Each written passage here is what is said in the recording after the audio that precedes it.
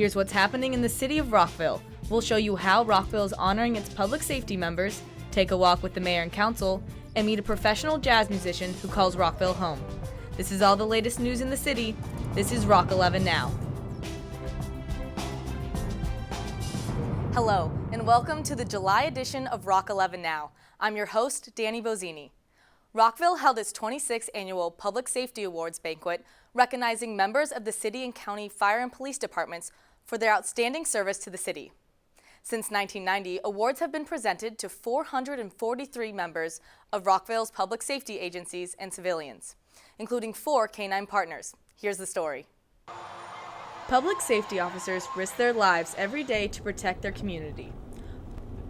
Rockville took time to honor members of the public safety agencies that serve the city for outstanding service at the 26th Annual Public Safety Awards. This is a great event because it gives us an opportunity to take a minute and reflect on all the service and all the heroism that our public safety providers give to us every day all year long. 44 members of city and county law enforcement and the Rockville Volunteer Fire Department were recognized for their extraordinary acts of courage. It means everything when our officers are recognized for what they do. I think that's very important. You know, we're not in it to be recognized, but when you do get recognized, it's just a little added icing on the cake. But it wasn't just officers who received awards this year. Civilians were honored with the Citation of Bravery Award for their heroic efforts after saving a man's life. We saw 8 civilians get awards today, and how special is that people would be willing to go for somebody they have no idea who that person is that they're helping, and it's not their job. It was something they felt from the heart. So, hospital staff did not believe he would survive his injuries, but Mr. Alvarez has made a full and complete recovery. And the man who was saved, Jeff Alvarez, was there to support his heroes. You're at a loss for words, because if they didn't do what they did that day, I wouldn't be here giving this interview. Alvarez's fiance was especially grateful to everyone who contributed to saving his life. Really want to say thank you to absolutely everyone who's helped with that. All of the EMTs that helped, all of the doctors that saved him in the hospital, and especially the several civilians that helped him right when it happened. The mayor and council approved changes to the city's animal control ordinance that will take effect starting July 1st. Under the new rules, not only will dog owners be required to license their pets, but cats and ferrets over the age of 4 months must also be licensed and wear a tag and collar when they're off premises, unless they are microchipped. In addition, in order to ensure the health, safety, and well-being of animals, the lengths and types of tethers that are allowed have changed, and for animals kept outdoors, a weatherproof shelter that allows the animal to stand up and turn around inside will be required. The city is also looking into an off-leash area for dogs located in a public recreation area. The changes will also allow for the establishment of trap-neuter return programs for feral cats by animal rescue and welfare organizations. In addition, residents of Rockville will now be allowed to have up to 5 female chickens after obtaining a permit and providing notice to the neighbors. There are updated fees as well. Residents in homeowner associations are advised to consult with their association for rules and regulations that supersede the city's animal control ordinance. It's a rather dramatic change, so we just want to make sure that everybody's aware, and there'll certainly be a grace period for time to make sure that everybody can meet the new mandates. The Rockville Mayor and Council recently held their first Walking Town meeting of the summer. Residents joined them as they toured the Twin Brook neighborhood. Rockville 11's Tong Wu has the story. The Rockville Mayor and Council had their second Walking Town meeting this year on June 6. This time, the residents of Twin Brook got the chance to tell city leaders their concerns right outside their own front doors.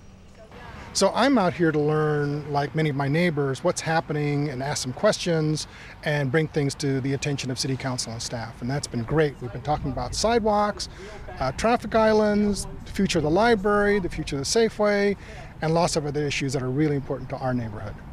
There were many different conversations which related to almost every department in the city: police, park and recs, public works, public information, almost every facet of the city life was discussed. So it was wonderful that we all had an opportunity to communicate and engage in a dialogue.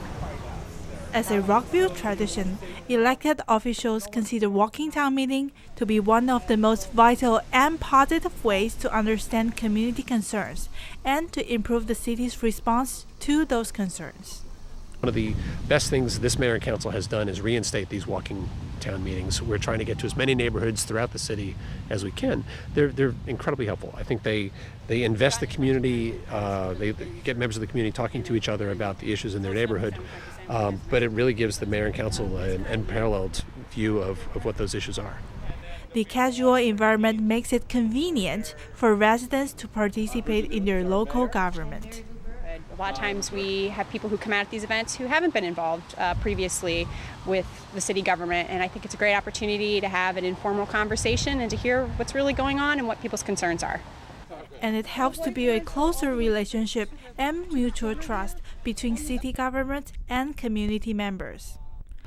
Oh, I think they're very dedicated to what they do, and it's remarkable how much they are able to do. And I think, number one, it's remarkable that they have all come out today present for this event. It's because we walk, we get to know different people.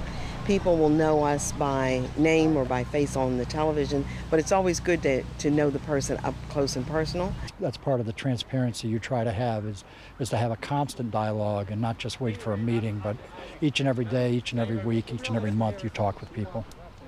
The next step is to put the issues onto the agenda. Going forward, the mayor and council will be discussing a lot of the ideas that came forward, ways that we can help and work with the community on the development prospects for Veers Mill Road and the shopping centers. What can we do to encourage that they are responsible owners of those properties in terms of code enforcement, in terms of cleaning up, keeping things cleaned up. Well, our next step is going to be follow-up to not only the TCA's list of concerns in the neighborhood, but also the residents that came out today and asked their personal questions, like stop signs on Grunther Avenue, four-way stop signs on Grunther Avenue. So I think the follow-up is going to be hopefully within a month that we can start to move this along. For Rock 11 Now, I'm Tonggu. The city of Rockville is embarking on a study to identify possible land use and traffic solutions to lessen the impact of industrial uses on the city's east side neighborhoods. The public is invited to get involved in the process, and 2 public meetings for the South Lawn Industrial Area Feasibility Study were held in June. We'll tell you what was discussed and how you can get involved in the future. The South Lawn Industrial Area of Rockville and the surrounding community is home to more than just businesses. It's home to several residential neighborhoods, including Burgundy Knolls, David Skull Courts, East Rockville, and Lincoln Park. Residents are concerned with the effects the industrial region has on the surrounding communities. In response, the city has organized a study that aims to identify possible solutions for minimizing those effects. Truck traffic seems to be the cause for many of the concerns presented by residents. Some feel the traffic directly affects the safety of children. There's a lot of traffic, and there's a lot of kids in that neighborhood too. I did have a picture once about a tractor trailer was coming through when my wife was there, and there's a 3-year-old on a 3-wheeler. It's just bad business. The study will also take into account the concerns of South Lawn business owners. My opinion is more about zoning and the impact that the residential could have on the commercial side of things, certainly from a business standpoint. The impact could be pretty severe. From a parking standpoint, from a use standpoint, these things are impactful to people's businesses and their ability to perform a duty to the neighborhood. The city is seeking to create a dialogue between members of all parties. We're all one city. Rockville's very well known for being very inclusive and being a community for all. And so it's important that going forward, in whatever we do, if we do anything, that everybody, all the stakeholders have a say and are at the table kind of discussing what we want to do. But this meeting was just the beginning. Once everyone has voiced their concerns, their feedback will be considered by the city's consultants. They'll study the impacts of the industrial area on the surrounding neighborhood and then make suggestions on ways to move forward. They'll continue over the summer to look at all the other issues that were in their scope of work, and then in the fall they'll present more fully their findings. And we'll have meetings on the findings and get input from the citizens and try to narrow the issues and they'll come up hopefully with some recommendations. Additional meetings will be held in the fall. Check the city's website for more information. For Rock 11 Now, I'm Alex Cruz. The City of Rockville received a $20,000 annual donation to support the Rockville Senior Center from Rockville Seniors Incorporated, also known as RSI, last month. RSI recruits volunteers to run the Senior Center's gift and thrift shop, book sales, bazaars, and weekly bingo to raise money throughout the year. Proceeds, as well as donations to the nonprofit organization, support the center's needs such as supplies, furniture, and equipment. You know, it's just another example of how much our citizens do for the city, and in this case the seniors. You know, they give so much of their time and their volunteering and their energy and their efforts, and to give us a $20,000 check is just another way that they support the city. It's just fantastic. For more information about the Rockville Senior Center, go to rockvillemd.gov/senior center. Rockville was named a Playful City for the second year in a row as a part of a program that honors cities, towns, and communities across America that are working to ensure that all children have easy access to balanced play in their communities. The city was one of 241 communities honored by the Kaboom Playful City USA program. The city has also received accolades from other national organizations for its commitment to high-quality recreation and parks programs. The mayor and council support of these programs continued with their proclamation of July as Recreation and Parks Month in Rockville, celebrating all the ways that the city's recreation programs, parks, and facilities make life better for the community. We are very proud of the fact that we have neighborhood parks such as Monument Park in just about every neighborhood in the city. Our goal is to eventually have it where every resident can be at a playground at a park within 10-minute walk from their home. We're not quite there literally, but we're getting close. For more information on Rockville's recreation programs, parks, and playgrounds, go to rockvillemd.gov/recreation. Now that summer is in full swing, families across the city will be cooling off in Rockville pools like the Rockville Swim and Fitness Center. It's important for residents, especially those caring for children, to learn about water safety. Rockville 11 has the story. As the days become hotter and we are drawn to the local pool to cool off and play, the Rockville Swim and Fitness Center wants to remind everyone of the water safety rules that make the day both safe and fun. Even though it is exciting, we want to get in the water quickly, we always walk slowly. The pool decks can be slippery, and we want to make sure that people stay on their feet, stay in the pool, and avoid any possible injuries. We should put an emphasis on understanding the facility layout and knowing that in shallow water, we should have our non-swimmers. But in shallow water, we always enter with our feet first. That'll avoid any possible head, neck, or back injuries. Parents play a major role when it comes to keeping their kids safe. Parents can start by making water safety a priority for all the aquatics activities their children participate in. That starts with putting an emphasis on learning how to swim and developing strong swimming skills, as well as reinforcing with children the importance of pool rules and listening to the lifeguards on duty. For adults and parents to always stay within an arm's reach away of young and inexperienced swimmers so that they're safe in the water. But it's not just attentive parents who can help. There are also a variety of safety tools already provided at the Rockville Swim and Fitness Center. A lot of lifeguards on duty, and the lifeguard's responsibility really spans for everybody in the facility. We also offer life jackets free of charge to anyone who's not comfortable in the water or not water safe. We have a variety of CPR and first aid training throughout the year to teach individuals how to respond in an emergency.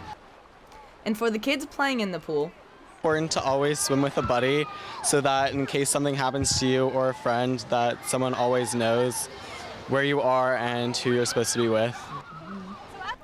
Following these tips, staying hydrated, and reapplying sunscreen throughout the day will make for a fun-filled pool day every time. To learn more about the Rockville Swim and Fitness Center, go to rockvillemd.gov/swimcenter. For this month's episode of Meet Your Neighbor, we'll introduce you to Terry Marshall, a professional jazz musician who has lived in Rockville for the past decade. We spoke with him about his passion for music, his family, and the town he calls home. Rocio Snowdy has the story.